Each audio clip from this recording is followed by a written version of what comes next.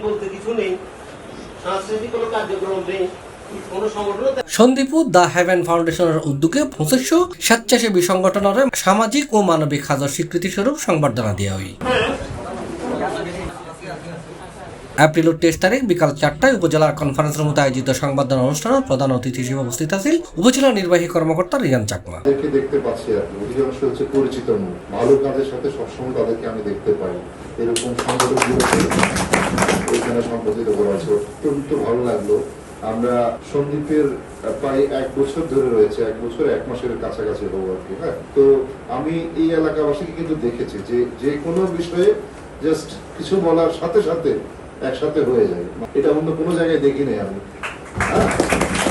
যে কোনো ইস্যু, ঘাট ইস্যু বলেন বা যে কোনো সামাজিক অন্যায় অবিচার সবকিছুতে কিন্তু একজোট হয়ে কাজ করে একটা মন মানসিকতা আছে। গভর্নমেন্ট থেকে আমরা সকল সাপোর্ট পাই না বা দিতে পারি না, উনি কিন্তু এগিয়ে এসেছিলেন। ওখানে কিছু পরিমাণ টাকা আমাদেরকে দিয়েছেন, আমার মাঠের ক্ষেত্রে ওনারা টাকা দিয়েছেন। এভাবে সবাই কিন্তু এগিয়ে আসছে। আর এখানে একটা বিশেষ সুযোগ আছে যে এখানে ম্যাক্সিমাম হচ্ছে অনেকাংশ হচ্ছে লোকজন বাইরে থাকে, প্রবাসে থাকে, বিভিন্ন দেশে থাকে, আমেরিকা সহ বিভিন্ন দেশে থাকে। তারা কিন্তু এলাকার কল্যাণে বিভিন্ন কাজ করে যাচ্ছেন। সভার সভাপতিত্ব করছি দ্য হেভেন ফাউন্ডেশনের চেয়ারম্যান লন্ডন প্রবাসী ইঞ্জিনিয়ার মনির মাহমুদ। আর সভার সঞ্চালনা করছি ফাউন্ডেশনের কোঅর্ডিনেটর অধ্যক্ষ কামরুল হাসান।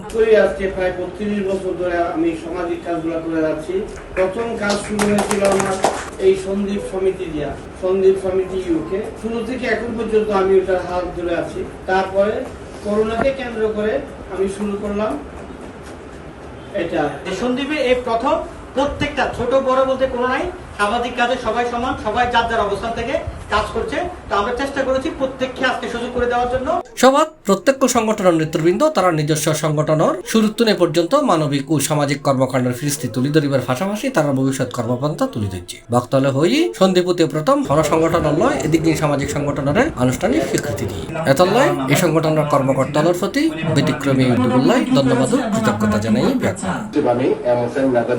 পাশাপাশি সন্দীপের অতি প্রাচীন পুরাতন এলাকাতে রাস্তাঘাটের আমরা কিন্তু কাজ করি। কিছুদিন আগে আমরা একটা রোডে প্রায় 50+ টাকা খরচ করে ওই রোডটা সংস্কার করছি। যারা বিভিন্ন স্বেচ্ছাসেবী সংগঠনকে প্রতিনিধিত্ব করতে এসেছেন সবাইকে আমার পক্ষ থেকে এবং আমার আমাদের এই সংগঠনটা বিভিন্ন অসহায় মানবতার কাজে এবং ইফতার সামগ্রী বিতরণের মধ্যে যেটি শিক্ষা, সামাজিক এবং বিভিন্ন মাদক দ্রব্য নিয়ে আমাদের ইউনিয়নে বিভিন্ন সময়ে যেন আমাদের এই ইয়াং জেনারেশন যেন মাদকাসক্ত না হয়, প্রতি বছরই আমরা এটা করার চেষ্টা করি।